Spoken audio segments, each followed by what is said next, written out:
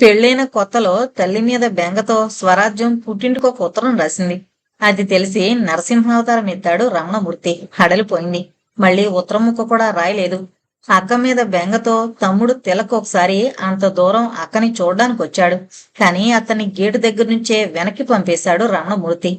ఈ సంగతి స్వరాజ్యానికి తెలియని కూడా తెలీదు. చెప్పడం కూడా అనవసరం అనుకున్నాడు రమణమూర్తి.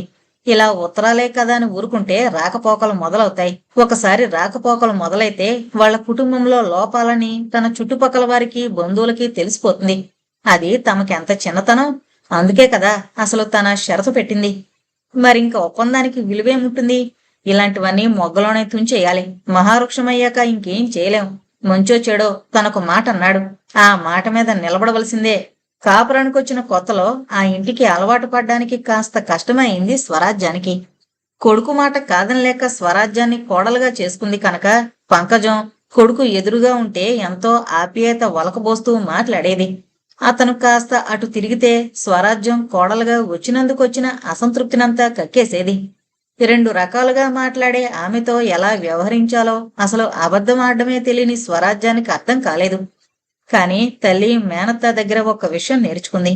అదేంటంటే సంసారం అన్నాక మంచి చెడు అన్నీ ఉంటాయి.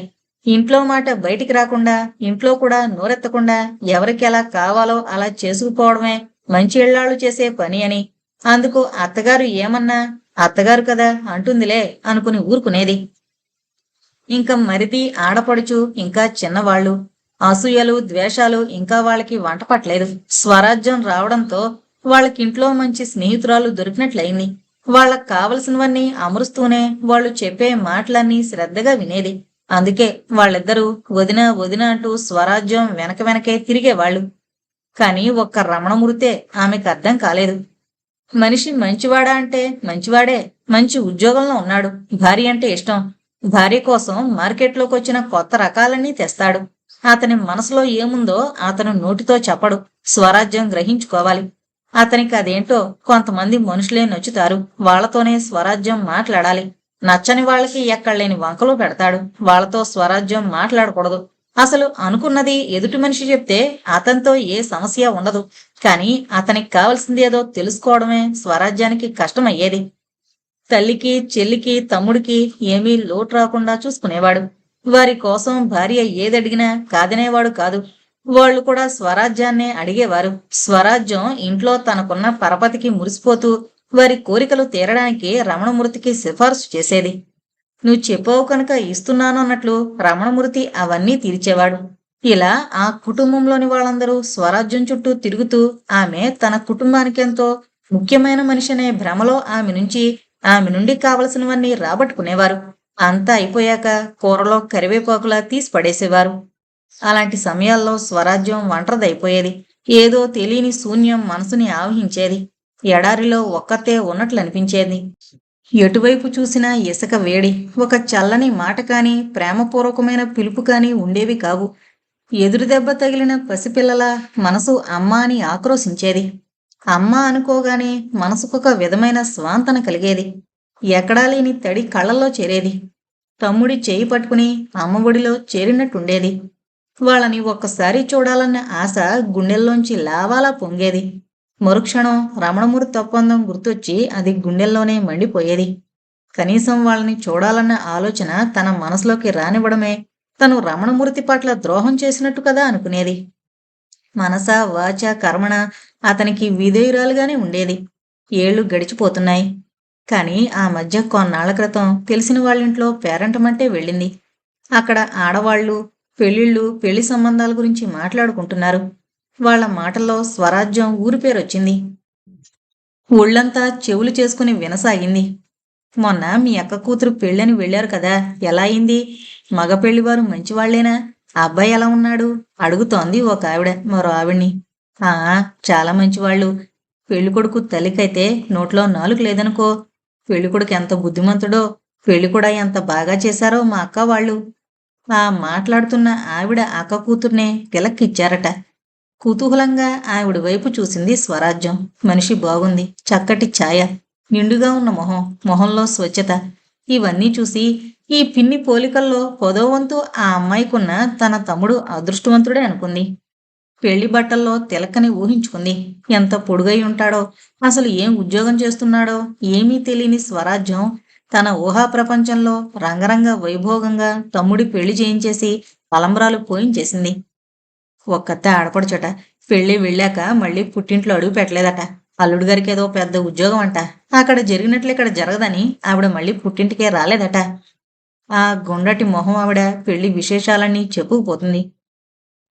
మొగుడికి అంత పెద్ద ఉద్యోగం అయితే మాత్రం మరి పుట్టింటిని అంత తీసి పడేస్తారా ఎవరైనా? ఒక ఆవిడ ఆశ్చర్యపోయింది. మిగతా రోజుల్లో రాకపోతే రాకపోయింది, కనీసం తమ్ముడి పెళ్లికైనా రావద్దు. చూడమ్మా, డబ్బు అక్కా తమ్ముళ్ళంత విడదీస్తుందో. మరొక ఆవిడ లోక సత్యం తేటతెల్లం చేసింది. పోనీలే, అలాంటి ఆవిడ రాకపోవడమే మంచిది. తీరా వచ్చాక పెళ్లిలో అది బాగాలేదు ఇది బాగాలేదు అని అలిగి కూర్చుంటే ఆడపెళ్లి వారి పని ఉండేది ఆవిని బ్రతిమలాడ్డానికి. మరొక పెద్దావిడ అందులో కూడా మంచిని చూసింది. స్వరాజ్యానికి అనుమానం వచ్చింది. అంటే తమ పెళ్లిలో రమణమూర్తి పెట్టిన కండిషన్ ఎవరికీ తెలీదా? అటువాళ్లకి ఇటువాళ్లకి పలకరింపులు రాకపోకలు ఉండకూడదని అతను పెట్టిన కండిషన్ ఎవరికీ తెలియకుండా ఉంటుందా? ఒక్కసారిగా ఆవేశం వచ్చింది స్వరాజ్యానికి. మళ్ళీ అంతలోనే చల్లబడిపోయింది. తెలియకేం, అందరికీ తెలుసు. తమ కుటుంబంలో వాళ్ళందరికీ తెలుసు. సూర్యం మాస్టర్కి ఖచ్చితంగా తెలుసు. ఒకరికి తెలిసిన విషయం ఊళ్ళో 10 మందికి తెలియకుండా ఉంటుందా? కానీ తెలియనట్టే ఉన్నారు. ఎందుకంటే ఆ ఒప్పందం మాట పైకి చెప్పి రమణమూర్తిని నలుగురిలో చెడ్డవాడుగా చూపించడం వాళ్ళకి మర్యాద కాదు. పిల్లని పుట్టింటికి పంపని దుర్మార్గుడుగా రమణమూర్తిని చూపించలేరు.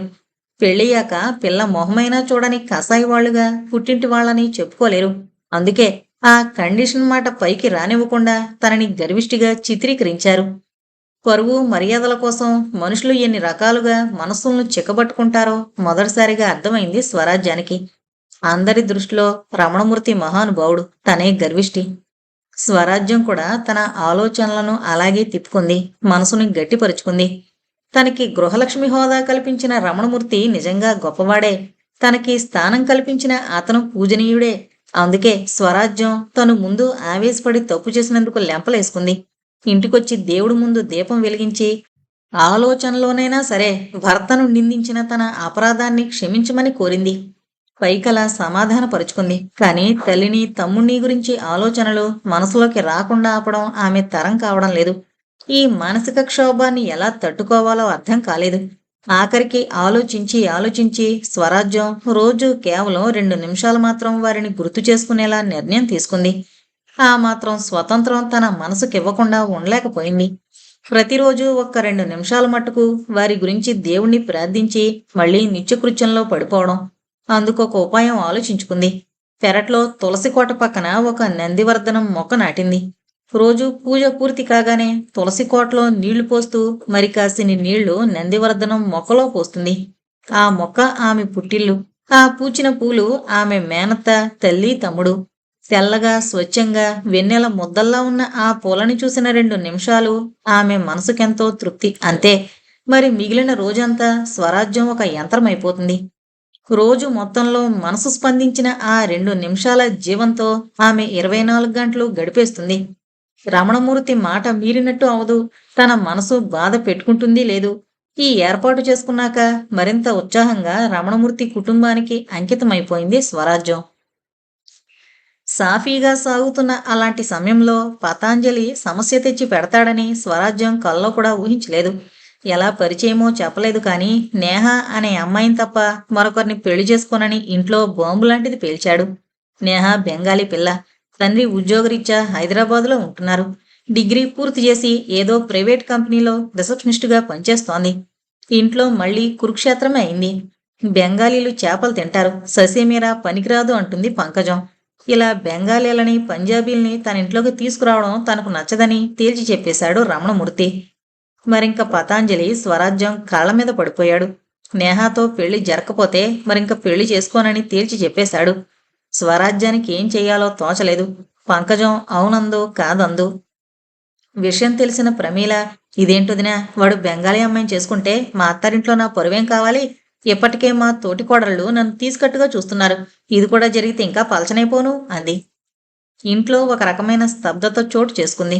ఒకరోజు పతాంజలి స్వరాజ్యాన్ని గుడికి తీసుకెళ్లి అక్కడ నేహాని పరిచయం చేశాడు. తీర్చిదిద్దిన అందంలా ఉంది నేహ. చాలా ఏళ్ల నుండి ఆంధ్రాలోనే ఉంటున్నారు కనుక తెలుగు బాగానే మాట్లాడుతుంది. తల్లిదండ్రులకు ఒక్కరితే అమ్మాయి. మంచి మర్యాద గల కుటుంబమే. ఆమెని కాదనడానికి కారణం కనిపించలేదు స్వరాజ్యానికి. వాళ్ళ పెద్దవాళ్ళు కూడా ఆంధ్రా వాళ్ళకి నేహానివ్వడానికి జంకుతున్నారని చెప్పింది. స్వరాజ్యం నేహాని ఒక్కటే విషయం అడిగింది.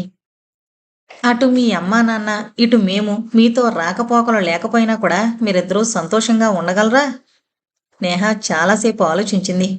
పెద్దవాళ్ళని కాదని పెళ్లి చేసుకుని విడిగా ఉండడం కష్టమే. కానీ ఆ పెద్దవాళ్లే మా ప్రేమ గురించి ఆలోచించకుండా పట్టుదలతో ఉంటే ఇంక వారికి ఇష్టమున్నా లేకపోయినా మేం ఒక్కటవక తప్పదు అంది.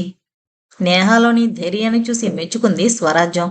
రమణమూర్తి ఒప్పుకోకపోయినా వాళ్ళ బ్రతుకు వాళ్ళు బ్రతకగలరు అనిపించింది.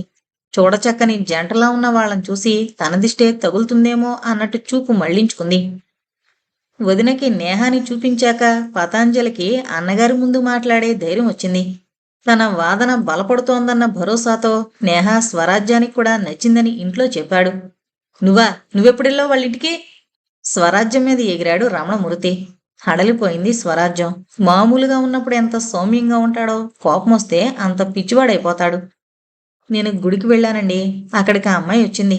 నెమ్మదిగా చెప్పబోయింది. ఆ అమ్మాయి అని నీకెలా తెలిసింది? పతాంజలి తీసుకొచ్చి చూపించాడు. అంటే వదిన మరుదులిద్దరూ నన్ను వెర్రివెధవం చేసి నా వెనకాల ఇంత గ్రంథం నడుపుతున్నారన్నమాట. నా ఇంట్లో నా పర్మిషన్ లేకుండా చీమ కూడా కదలడానికి వీల్లేదు. ఆ సంగతి మీ అందరికీ తెలుసు. దానికి ఇష్టమున్న వాళ్లే ఇంట్లో ఉండండి, లేని వాళ్ళు బయటికి పోండి తేల్చేశాడు రమణమూర్తి. నేహాని వదులుకునే ఉద్దేశం పతాంజలిలో లేదు. మరింక వాదించకుండా ఇంట్లోంచి బయటికెళ్లిపోయి నేహాని పెళ్లి చేసుకున్నాడు. అతను ఇంట్లోంచి వెళ్లిపోయినందుకు స్వరాజ్యం చాలా బాధపడింది. 15 ఏళ్లపాటు అతన్ని పెంచిన మమకారం ఆమె గుండెల్ని నలిపేసింది. రమణమూర్తికి మటుకు ఇది తన పెద్దరికానికి తగిలిన దెబ్బలాగే భావించాడు. పంకజం లోపల బాధున్నా పైకి కనిపించనీలేదు. కనిపిస్తే రమణమూర్తితో తంటా కదా.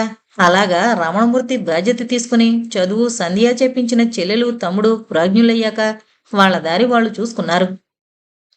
మగవాడు నిర్ణయం తీసుకోవలసిన వాడు కనుక పతాంజలి చెడ్డవాడుగా ముద్రపడి అన్నకి దూరమయ్యాడు. ఆడపిల్ల ప్రమీల పైకి కనిపించకుండా భర్తను అడ్డం పెట్టుకుని మా ఆయనకి ఇష్టం ఉండదన్నయ్య అంటూ కావలసినప్పుడొచ్చి అక్కర్లేనప్పుడు మానేసి నెపమంతా భర్త మీదకు నెట్టేసి చాలా తెలివిగా వ్యవహరించేది. పెళ్ళయ్యాక శాస్త్రోక్తంగా 2 పురుళ్ళు పోయించుకుని వెళ్ళింది. భర్త పేరు చెప్పి తోటి కోడల పేరు చెప్పి రమణమూర్తి దగ్గర ఏడ్చి అప్పుడప్పుడు పుట్టింటి నుంచి చాలానే చేరేసుకుంది అత్తింటికి. ఒకసారి సంతోషంగాను, మరోసారి విసుక్కుంటూను, ఇంకోసారి తప్పదు అన్నట్టు రమణమూర్తి చెల్లెలు కోరికలన్నీ తీరుస్తూనే ఉన్నాడు. ప్రమీల అడిగినవన్నీ ఇస్తుంటే చాలు, ఆమెతో మరే సమస్య లేదు. ఇప్పుడు స్వరాజ్యానికి 52 సంవత్సరాలు. పెళ్ళే 34 ఏళ్లయింది. రమణమూర్తి ఇప్పటికీ ఆమెకు అర్థం కాలేదు. ముఖ్యంగా పతాంజలి విషయంలో రమణమూర్తిలో వచ్చిన మార్పు స్వరాజ్యం ఊహకు కూడా అందంది. అసలు జరిగిన విషయమేంటంటే, పెళ్ళైన 4 ఏళ్లకి పతాంజలి భార్య నేహ చూలాలయ్యింది. అతని అత్తమామలు రిటైర్ అయి బెంగాల్ వెళ్లిపోయారు. ఆ అన్నగారి తిక్కలో ఏ నూరో వంతో పతాంజలిలో కూడా ఉన్నట్టుంది. అందుకే వాళ్ల తల్లిదండ్రులు సరిగ్గా చూడరేమోనని నేహాను పుట్టింటికి పంపలేదు పతాంజలి. చెప్పిన సమయానికి ముందే నేహాకి నొప్పులు మొదలయ్యాయి. ఆసుపత్రిలో చేర్చారు. కాళ్ళు చేతులు ఆడడం లేదతనికి. ఆ అర్ధరాత్రి సమయంలో అన్నగారి ఇంటికొచ్చి స్వరాజ్యాన్ని రమ్మని బ్రతిమలాడుకున్నాడు. ఆ సమయంలో రమణమూర్తి టూరుకి వెళ్ళాడు. వదినా, నేహ చాలా బాధపడుతోంది వదినా. ఎవరూ లేరు, కాస్త సాయం రా వదినా, ప్లీజ్ వదినా అంటూ అంత పెద్ద మగాడు అలా బతిమాలుతుంటే కాలు చెయ్యి ఆడలేదు స్వరాజ్యానికి. అటు ఇటు అందరూ ఉండి కూడా నేహ ఒక్కతే దిక్కులేందాల్లా అలా ఆసుపత్రిలో ఉందని అనుకుంటేనే బాధగా ఉంది స్వరాజ్యానికి. అత్తగారి వైపు చూసింది. ఏం చేయను అన్నట్టు. వెళ్ళిరావే, పెద్దాడికి చెప్పొద్దులే, ఊళ్ళో లేడుగా అంది పంకజం అటు ఇటు కానట్టు. అబద్ధమాడ్డమా అస్సలు నచ్చలేదు స్వరాజ్యానికి. వదినా, అన్నయ్య వద్దన్న పని చేసింది నేను. అన్నయ్య నన్ను రావద్దని అన్నాడు కానీ నిన్ను కాదు. ఒక్కసారి రావదినా, నీకు పుణ్యముట్టింది, ప్లీజ్ ఆలస్యం చేయకొదినా అన్నాడు. ఆలోచించడానికి సమయం కాదు. అవతల ప్రాణాలతో సమస్య అనుకుని ఏమైతే అయిందని పతాంజలితో ఆసుపత్రికి వెళ్ళింది స్వరాజ్యం. నేహా పరిస్థితి కొంచెం సీరియస్గా ఉందనే చెప్పాలి. నిజం చెప్పాలంటే స్వరాజ్యం అక్కడికి వెళ్లి చేసేదేమీ లేదు. వరండాలో బెంచి మీద కూర్చుని 1000 దేవుళ్లకు మొక్కుకోవడం తప్ప. కాని అలా కూర్చోవడం వల్ల పతాంజలికి ఎంత మానసిక ధైర్యం, నేహాకెంత ఆలంబన. అదే చేసింది స్వరాజ్యం. నేహాని ఆపరేషన్ థియేటర్లోకి తీసుకువెళుతున్నప్పుడు ధైర్యం చెబుతూ ఆప్యాయంగా ఆమె చేయి నొక్కి నుదుటి మీద తన చల్లని చేతి నుంచింది. నేహాకి బోలెడు ధైర్యం వచ్చింది. పతాంజలితో పాటు వరండాలో బెంచి మీద కూర్చుంది. గైనకాలజిస్ట్ మంచి అనుభవం కలావిడ. తెల్లవారుతుండగా మగబిడ్డ పుట్టాడని, తల్లి బిడ్డ క్షేమమని కమ్మటి కబురుతో వచ్చింది నర్సు. నిశ్చింతగా ఊపిరి పీల్చుకుంది స్వరాజ్యం. పతాంజలి ఆనందానికి అవధులు లేవు. వదినా, ఇదంతా నీ చలవే. నువ్వే వచ్చేవు గనుక అంతా బాగా అయింది. నీ బంగారు చేతులతో దీవించావు కనుకే నా భార్య బిడ్డ నాకు దక్కారు అంటూ ఆమెను ఉక్కిరిబిక్కిరి చేశాడు. ఇంటికొచ్చాక కబురు విని పంకజం సంతోషించింది. రమణమూర్తికెలాగూ పిల్లలు లేరు. ఈ పతాంజలి కొడుకే మరి వంశోద్ధారకుడు. ఒరే చిన్నాడా, ఇప్పుడైనా నా మాట విను. వీడికి మీ నాన్నగారి పేరు పెట్టు. కాదు కూడదంటే ఊరుకోను అని మా అమ్మగా అందుకున్న కొత్త హోదాలో ఆజ్ఞాపించింది. రమణమూర్తి టూర్ నుంచి వచ్చాడు. అంతా విన్నాడు. ఏం మాట్లాడలేదు. కోపం కాని సంతోషం కాని ఏదీ పైకి కనిపించనీలేదు. నిజం చెప్పాల్సొస్తే టూర్ నుంచి రాగానే స్వరాజ్యం చెప్పిన కబురు విన్న రమణమూర్తికి ఒక్కసారిగా అమ్మయ్య అనిపించింది. చిన్నప్పటి నుంచి పెంచి పెద్ద చేసిన ఒక గానొక్క తమ్ముడు తన నుండి విడిపోవడం అతని పెద్దరికానికి పెద్ద దెబ్బ తగిలినట్లు అయింది. అలాగని పెంచిన మమకారాన్ని కూడా వదులుకోలేకపోతున్నాడు. తమ్ముణ్ణి మరదల్ని వాళ్ళకి తెలియకుండా ఆఫీస్ నుంచి వస్తూ అతను 2-3 సార్లు చూశాడు. చక్కటి జంట అని కూడా అనుకున్నాడు. కాని ఎదురుపడి ఇంటికి రమ్మడానికి అతని వంశం, పట్టుదల, అహంకారం అన్నీ అడ్డొచ్చాయి. అందుకే ఇప్పుడు ఈ మాట వినగానే అమ్మయ్య అనిపించింది. స్వరాజ్యం వెళ్ళింది, కాని తను వెళ్ళమనలేదు. తమ్ముడు అతనంతటా అతను వచ్చాడు కాని తను రమ్మనలేదు. తన మాట పోలేదు. తన పెద్దరికానికేమీ భంగం రాలేదు అనుకున్నాడు. రమణమూర్తి కేకలేకపోవడం స్వరాజ్యానికి ఆశ్చర్యంగా అనిపించింది. ఈ అవకాశాన్ని వదులుకోలేదు పతాంజలి. అప్పుడప్పుడు బారసాల, అన్నప్రాసన అంటూ తల్లిని వదిన్ని తనింటికి తీసుకెళ్లేవాడు. దానికి రమణమూర్తి ఏమనలేదు. ఇది చూసి పంకజం మనవణ్ణి మధ్య మధ్యలో ఇక్కడికి తీసుకొస్తుండేది. దానికి ఏమీ అనలేదు అతను. మరో 4 ఏళ్లకి పతాంజలికి రెండోసారి ఆడపిల్ల పుట్టిన సందర్భం నుంచి అన్నదమ్ములిద్దరూ ఒకళ్ళింటికొకళ్ళు వచ్చిపోవడం మొదలైంది. పంతాలు, పట్టుదలలు గాలిలో కలిసిపోయాయి. రమణమూర్తి అహానికేమీ దెబ్బ తగలేదు. అతని మాటేమీ బోటు పోలేదు. అతను రమ్మనలేదుగా పతాంజలిని. అమ్మా స్వరాజ్యం రమ్మన్నారు అంతే అనుకున్నాడు. స్వరాజ్యం అత్తగారిని ఆ మాటే అడిగింది. ఈయనలో ఎంత మార్పో చూసారా అత్తయ్య అంటూ. అన్నదమ్ముల మధ్య గొడవలు ఎన్నాళ్ళుంటాయే, హారతి కర్పూరం వెలిగినంతసేపు అని తేల్చేసింది పంకజం. ఇప్పుడు జీవన సంధ్యలో ఈ జరిగిపోయినవన్నీ తలుచుకుంటుంటే తన జీవితం పడమరకు చేరుతున్నా అసలు జీవితమంటే ఏంటో తెలియలేదే అనుకుంది స్వరాజ్యం. ఏది ఎందుకు ఎలా జరుగుతుందో తెలియకుండా ఇన్నేళ్లు ఎలా గడిచిపోయాయో అని ఆశ్చర్యపోయింది. ఇంకా ఈ వయసులో స్వరాజ్యానికి, అత్తగారికి, రమణమూర్తికి టైంకి కావలసినవి అమర్చి పెట్టడం తప్పితే టెన్షన్లు పడి పరిష్కరించవలసిన సమస్యలేం లేవు. పనేమీ లేని మనసు ఎప్పటెప్పటి విషయాలో ఆలోచిస్తోంది. ఇంకా ఇప్పటికీ పుట్టింటి విషయం గుర్తొస్తే మనసంతా గుబులుగా అయిపోతుంది. తమ్ముడు తిలక్ గుర్తొస్తే మటుకు తెలియకుండానే మొహంలో సంతోషం ప్రస్ఫుటిస్తుంది. తిలక్ మంచివాడు, గుణవంతుడు. వాడి భార్య వాడికి అనుకూలవత అయితే బాగుండు అనుకుంటుంది. పిల్లలు ఎంతమందో, ఎలా ఉంటారో. ఈ పాటికి కాలేజీ చదువులకొచ్చుంటారు. అమ్మ అత్తయ్య ఎలా ఉన్నారో. తమ్ముడు నాన్నని వెతికి తెచ్చాడో లేదో. ఈ ఆలోచన వచ్చేసరికి స్వరాజ్యానికి తన పెళ్ళైన కొత్త రోజులు గుర్తొచ్చేవి. ఇప్పుడైతే నలుగురిని చూసింది. వివరాలు తెలుస్తున్నాయి కనుక మన ఊహకి వాస్తవానికి ఎంత తేడా ఉంటుందో తెలుస్తుంది. అప్పుడైతే రాత్రి పడుకుంటే చాలు తనకొచ్చే కలలన్నీ తన మనసులోని ఆలోచనలే. ఆ కలల్లో సినిమాలో చూపించినట్టు తమ్ముడు ఒక సంచి భుజానికి తగిలించుకుని కాశ్మీర్ నుంచి కన్యాకుమారి దాకా తిరుగుతూ తండ్రిని వెతుకుతున్నట్టు కనిపించేది. అచ్చం సినిమాల్లో చూపించినట్టే తిలక్ మొహం అన్ని దిక్కులు పరిశీలనగా చూస్తున్నట్టు, వెనకాల బ్యాక్గ్రౌండ్లో కాశ్మీరు నుంచి కన్యాకుమారి దాకా ఉన్న ప్రసిద్ధ స్థలాలన్నీ కనిపించడం, ఎక్కడో ఒకచోట తిలక్ తండ్రిని గుర్తుపట్టి ఇంటికి వెంటబెట్టుకుని రావడం, నాన్న అంటూ తను పరిగెత్తడం, ఇవన్నీ ఆ కలలో సినిమా రేళ్లల్లా దొర్లిపోయేవి. ఒక్కసారిగా దిగ్గున లేచి కూర్చునేది. పక్కన రమణమూర్తి మంచి నిద్రలో ఉండేవాడు. అమ్మో, తను నాన్న తమ్ముడు గురించి కలలు కంటున్నట్టు భర్తకు తెలిస్తే ఎంత తప్పు అని గబగబా లెంపలేసుకునేది. ఇప్పుడు ఆ విషయం గుర్తొస్తే అప్పటి అమాయకత్వానికి నవ్వొస్తోంది. తను కనే కలలు భర్తకెలా తెలుస్తాయన్న ఆలోచనే వచ్చేది కాదు. అసలు తమ్ముడు నాన్నని వెతకడానికి వెళ్ళాడో లేదో. వెళ్ళినా గుర్తుపట్టగలడా? గుర్తుపట్టినా ఇంటికి తీసుకురాగలడా? అసలింతకీ ఆయన ఇంకా బ్రతికే ఉన్నారా? ఉంటే ఒక్కసారైనా ఇంటికి రావాలనిపించదా? అసలు అలా అనిపించని మనిషిని ఎవరు మట్టుకు తీసుకురాగలరు? ఈ ఆలోచనలేవి అప్పుడొచ్చేవి కాదు. తర్వాత తర్వాత రోజులు గడుస్తున్న కొద్దీ, నలుగురిని గమనించి విషయాలు తెలుసుకున్న కొద్దీ అనిపించేది తమలాంటి దురదృష్టవంతులు దేశంలో ఇంకా చాలా మంది ఉన్నారని. దేశభక్తిని స్వార్థానికి ఉపయోగించుకున్న వాళ్ళు నాయకులయ్యారు. నిస్వార్థపరులు రోడ్డున పడ్డారు. స్వాతంత్రోద్యమంలో పాల్గొన్న ఎంతో మంది దేశభక్తుల కుటుంబాలు స్వాతంత్రం వచ్చాక తిండి గుడ్డలు కూడా అల్లాడిపోయారని వింటున్నప్పుడు స్వరాజ్యానికి ఎందుకీ స్వరాజ్యం అనిపించింది. స్వాతంత్రోద్యమం జరుగుతున్న సమయంలో స్వాతంత్ర యోధుల్ని జైళ్లలో పెట్టి అమానుషంగా హింసించిన పోలీసు అధికారులకి స్వతంత్రం వచ్చాక బిరుదులిచ్చారని తెలిసి విస్తుపోయింది. దానిని ఎలా సమర్థిస్తారని అడిగితే వాళ్ళ వృత్తిధర్మం అంత చక్కగా నిర్వహించారు కదా అన్నారు. సరే పోని వాళ్ళ వృత్తిధర్మం నిర్వహించారు. కానీ స్వతంత్రం రాకముందు బ్రిటిష్ వారితో కలిసుండి స్వతంత్ర యోధులకి వ్యతిరేకంగా ఉన్న చాలా మంది పెద్ద మనుషులు స్వతంత్రం వచ్చాక దేశాన్ని పరిపాలించే నాయకులయ్యి పెద్ద పెద్ద అధికారులు హోదాల్లో స్థిరపడ్డారు. ఇదెక్కడ న్యాయమని అడిగిన వారికి అదే రాజనీతి అంటున్నారు పెద్దలు అనబడేవాళ్లు. ఇవన్నీ చూస్తున్న కొద్దీ తన తండ్రి వంటి వాళ్లు కుటుంబాన్ని నిర్లక్ష్యం చేసి స్వతంత్రోద్యమంలో చేరడం వల్ల లాభపడిందెవరో అర్థం కావడం లేదు స్వరాజ్యానికి. ఎందుకో తిలక్ మరీ మరీ గుర్తొస్తున్నాడు. పనేమీ లేక ఖాళీగా ఉండడం వల్లేమో అనుకుంది. రమణమూర్తి టూర్ వెళ్ళాడు. సాయంత్రం మునిమాపు వేళ పంకజం స్వరాజ్యం కాలక్షేపానికి టీవీ ముందు కూర్చున్నారు. కాని స్వరాజ్యానికి మటుకు మనసంతా ఎందుకో బిగబట్టినట్టు అనిపిస్తోంది. ఇంతలో ఫోన్ మోగింది. లాంగ్ కాల్ అంటే టూర్లో ఉన్న రమణమూర్తి చేశాడా? దిగ్గున లేచి వెళ్ళింది స్వరాజ్యం.